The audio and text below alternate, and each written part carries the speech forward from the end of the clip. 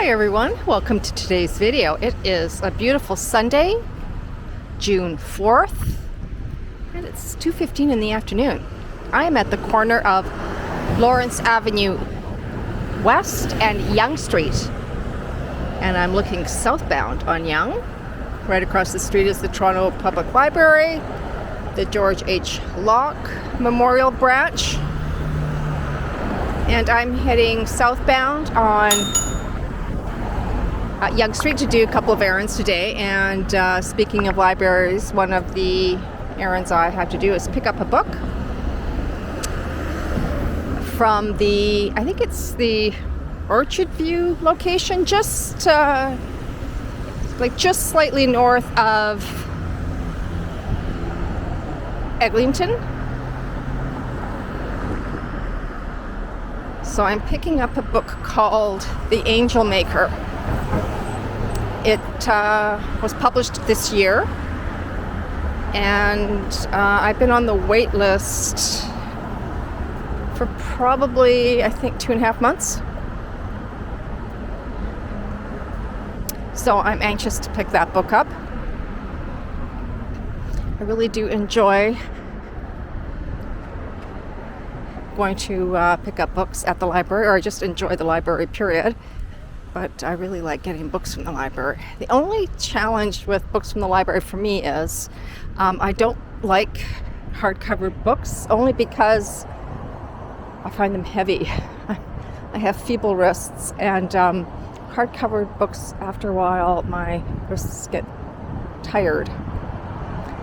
So my preference always is to buy softcover, but I'm just not buying soft-covered books. It's sort of a thing that I want to do going forward, is just get books in the library for the most part. However, for traveling purposes, it's a lot easier just to carry a pocketbook, and I can find a lot of pocketbooks that are small, and they're soft-covered, of course. And they're easy to find, and typically I like to get either true crime or some sort of thriller book, and those are always easy to come by. But otherwise my commitment is to get the majority of my reading material book-wise from our lovely Toronto Public Library system. And the beauty about that is you can have your book issued to any library that is probably closest to you, would probably make sense, or near your workplace. And the other good piece of news is you can drop off that lended book at any public library. So you don't have to bring it back to the same library that you picked it up from.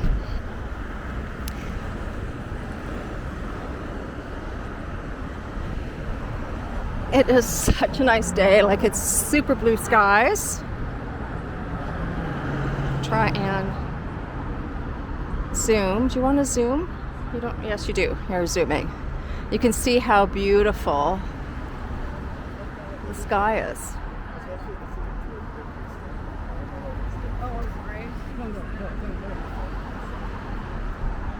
Blue, blue sky. Now let me get grounded again. Hi. Alrighty. And it's not humid today. I left home, it was 20, and it's not yet humid. Mind you, I've been walking for about the last 45 minutes before starting this video. So, and I was walking at a fairly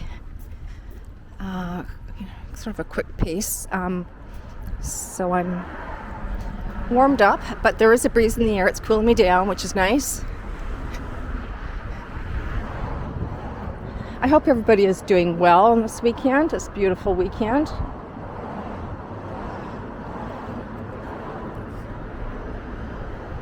So we're coming up to Chatsworth Drive. So Chatsworth Drive is on the west side of Yonge Street, going southbound, and then St. Edmunds Drive to the east side of Yonge Street if you were heading south. or north, I guess, east, west, same no matter what. Anyhow, there's this beautiful park in here. I think it's the Alexandria Park. I did a video in that park, I think it was maybe last summer or the summer before, and I caught a quick clip of a wedding party. They were taking their wedding photos in that park. It's really lovely. If you ever have an opportunity to visit it, it's beautiful, a beautiful, beautiful park. And this vacant spot's been vacant for a while. What used to be here was a gas station.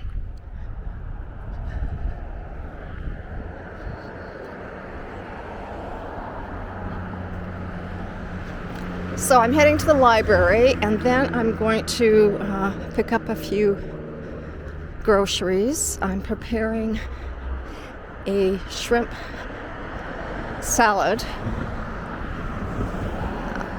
that I came across on YouTube, one of the YouTube channels that I follow.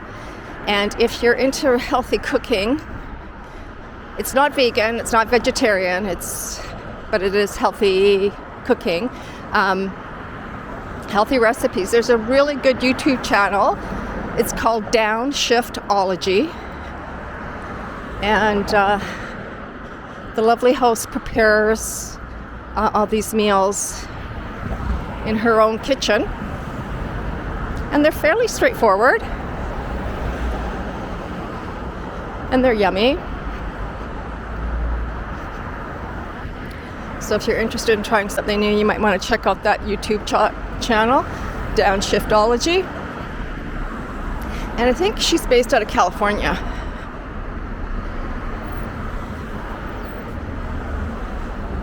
So I do spend probably 90% of my watching TV is on YouTube. It's watching YouTube channels. It's never ending. But David and I have just finished watching, I talked about Succession last week. We just finished watching Ted Lasso with Jason Sudeikis, I think. Anyhow, I butchered his last name. He's, I think, he plays mostly in comedies, if I'm not mistaken. I don't know him very well. Anyhow, Ted Lasso, I think, is there's a few seasons of Ted Lasso. We have just watched the very final episode. So as far as I know, that's the end of the program. I don't think they're coming back with another season. But anyhow, the whole storyline is about an American soccer coach who goes over to the UK to to coach a professional men's soccer team. Got to get this light. And it's very heartwarming. I typically, as I've mentioned several times in the past, I really like thrillers, watching thrillers and true crime and crime mysteries. So they're usually pretty dark, but this program, Ted Lasso, is quite comical and really heartwarming. It took me a while initially to get into it, only because I'm not used to watching comedies.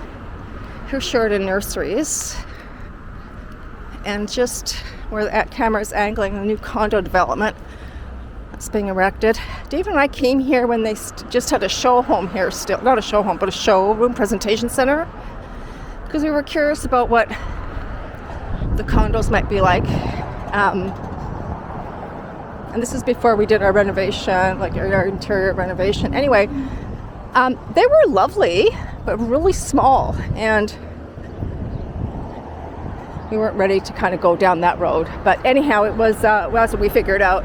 But the units were quite lovely, and the location is great, you guys. Like, it's a great, great, great location.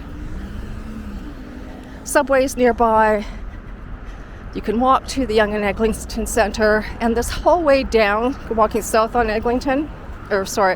Yonge, is are shops. There's dry cleaners and all kinds of shops. Anyhow, as I was saying about Ted Lasso, yeah, so it's about the relationship between this coach and his name is Ted Lasso, and the owner of the company, and of course the players on the team, and the relationships that occur. It's just, it's light, heartwarming. If you're into that, I would recommend watching it. I'm sorry I can't tell you if it's on, I don't think it's Netflix. Anyhow, if you just Google it, you'll find out where it is, and if you're interested, you can check it out.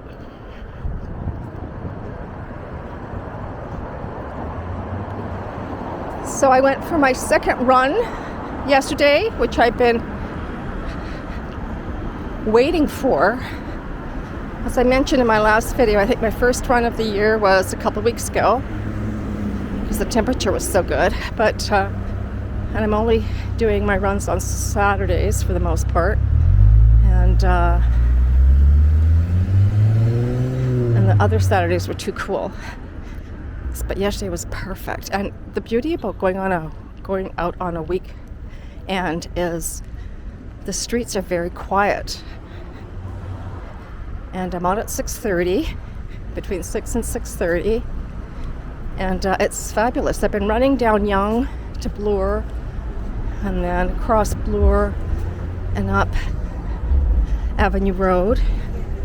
And one of the real treats of that run is it ends up taking me to Tim Hortons, where I go and pick up 2 Tim Hortons coffees, one for David, one for me. But by the time David gets out of bed, his coffee's cold. But he has no problem with that. He just heats it up in the microwave.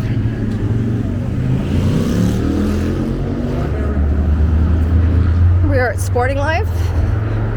So one thing I've noticed about Sporting Life this year, maybe it was the latter part of last year. Yeah, it was. I think last summer, I noticed how they've changed the merchandise that they sell. And the merchandise that they used to sell, they had a lot of designer and very bougie, very, very expensive. And now it looks like they have sort of gone back to their roots, which is more activewear, like practical activewear. Well, not that the other stuff wasn't necessarily practical, it just wasn't, just that it was very expensive, very high fashion, and in a lot of, not all of the clothes, but a lot of the clothes. So they went from so reasonably priced clothing to very, very, very expensive. And now the theme is more committed to like quite active wear that's more reasonably priced overall. So that's a big shift.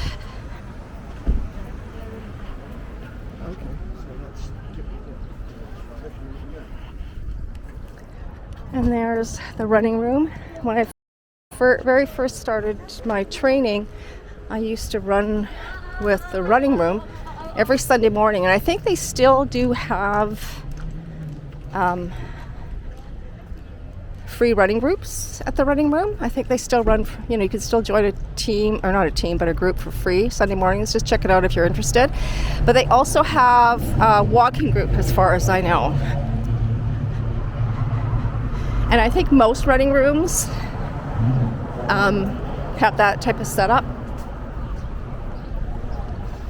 And you can run with a group. I think we used to do, I think it was it Tuesday night? It was either Tuesday or Thursday night runs as a group, and then Sunday morning. Both were training days. It was fun. You meet a lot of people that are interested in doing what you like to do, running. But as I mentioned, there's a walking group, as far as I know, out of the same running group stores. And there's several running group stores around the city.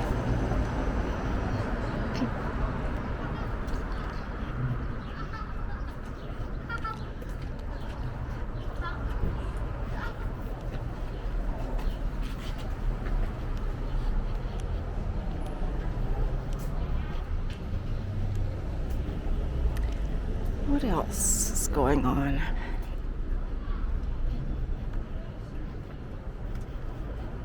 So our plans for this summer, we are probably going to go to, our next trip will probably be Montreal. And then we may have access to a very dear friend of David's, might have access to his cottage in Muskoka. That would be nice. If we do get that cottage, it'd be for 10 days. A week or 10 days, something like that. That would be a real treat. It's a big, beautiful cottage. I think it's just a few years old. Very private, really nice. And if that doesn't happen, we are just going to enjoy July in the city. Then August, we are going to BC. And then September, I'm having my niece come stay with us for about a week, and then a very dear friend will be coming after that and staying with us. And then before you know it, it's going to be October. Ooh, that doesn't sound good. October, and it's June, and in October I went from June right to October. That's happening way too fast.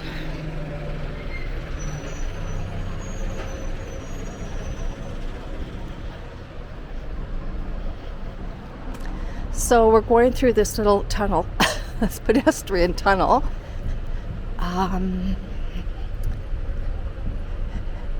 Because they are tearing down this whole corner here to bring in some condos. And this is the same corner, if I'm not mistaken, where the Capitol Theatre used to exist. So you can see, I don't know how well you guys can see through the mesh here, but that is looking east on Yonge. I don't want anybody to feel that they're in my line of vision while recording. I think that might feel a bit awkward. If there were a lot of people in here, I wouldn't be so concerned, but don't want anyone to feel isolated. Yeah, so this is where, yeah, I'm right, I think so. This is where the Capitol Theatre used to be. There used to be a jewelry store in this building as well, but you can see they're keeping the facade.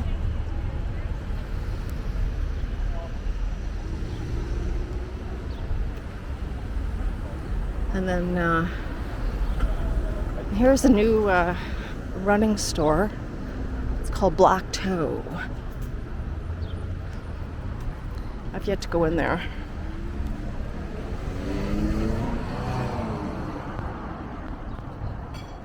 You know, I hope this video comes out, because I just realized that after I did my look at the sky back near the beginning of the video, I don't know if I angled the camera back down to a proper line of vision. Let's keep our fingers crossed. I think this is okay.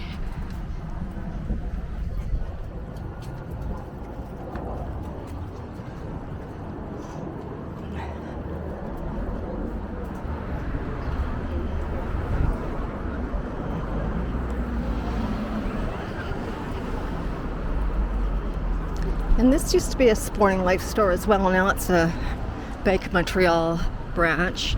But it was a Sporting Life, sort of like their second neighborhood store. If I can remember, that's where they had, I think, actual bikes maybe. Because I remember David and I went to that store, which is right there. It says BMO. We went there to get, because on our street bicycles, we ended up getting bike shoes that, snap into the pedals of the bike. And we went there to get the bike shoes and get properly fitted. And anyhow, there was a specialist there that did that. But that changed over to the Bank of Montreal probably maybe 2 years ago.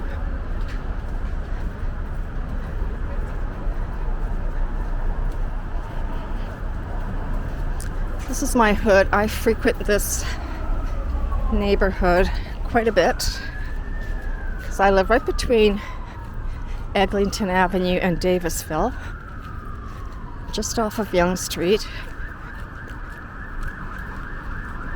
So I'm up in this neighborhood quite a bit.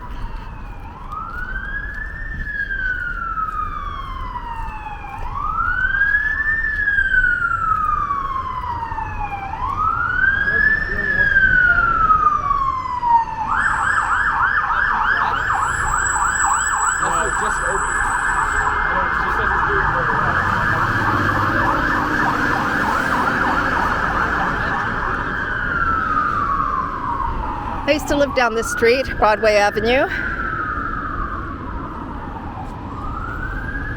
When I first moved to Toronto, I lived down here. About 3 months after I moved here, I found an apartment down Broadway Avenue. Now Broadway Avenue is a one-way street and really, really busy because a lot of old apartment buildings that were roughly around 4 stories were torn down, and now these big, massive 30-story plus condos have been erected in their place. So here where you see Stock Restaurant, where it says Postal Station K, that used to actually be a postal station. I used to go there and get stamps. This is certainly before the paying online. I used to get stamps so I could pay my bills via post. Write a check, send it in. Oh, that seems so, what's the word? It seems so archaic. Doesn't seem as secure. I guess in some respects, right? In other respects, people would say that digital paying online is not so secure. There's some truth in that. I guess it depends what sites you're on. And where the Shoppers Drug Mart is, that used to be a Payless store, and also it used to, before that was an Olive Garden.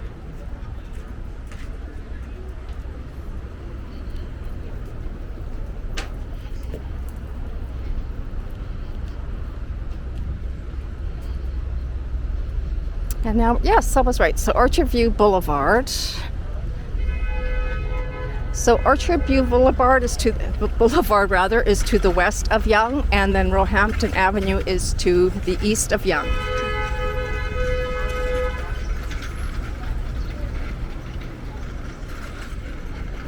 And now I'm just gonna go to the library.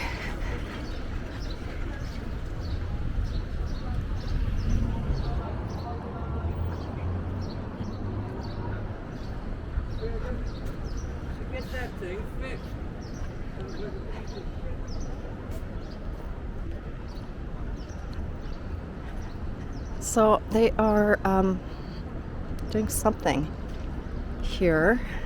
Now they restructured this walkway a few years ago, and then they restructured it again.